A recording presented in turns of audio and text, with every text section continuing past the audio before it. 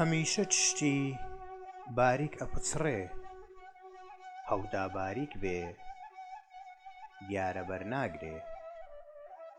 ئیلا بنیادەم کە بە ئەستووری دەپچڕێ، یەحنی لەبەر مەغرووری. ئەوی کە لە خۆی بایی بێبایە، هەر جینگڵ ئەخوا ئەوی بای تایە. ڕۆحیش بایەکە مایەی هەناسە، ئەوی هەناسەی تەنگ بێ کەساسە. خوا ڕووحی هێندە شیرین کردووە، بە کەساسیش بێ خەڵک بۆی مردووە. هیوامان دیوە کوێرە و بێنانە، هێشتا بە هیوای ژین و سەیرانە. خۆ تەماحکاری وا لە پیاوەکە، چاوی تێر نابێ مەگەر لە خاکە.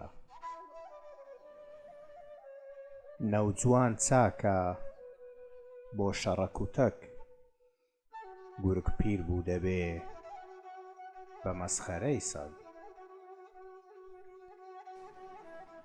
سوخۆر نابووتی مایەی پێدەبڕێ، مەنزەڵ کە بزێ دیارە کە ئەمرێ.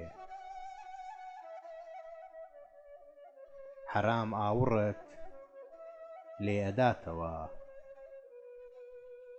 وەک ڕەجی گوڵی هەڵ ئەداتەوە. پشت بە پشتیوان کە کەوتیە دیوان، کاتێکت زانی کەوتە ژێر دیوان. جاران دەرپێمان بە بەنەخوێن بوو، حەرام نەترازا و سەرمایەی سوێن بوو.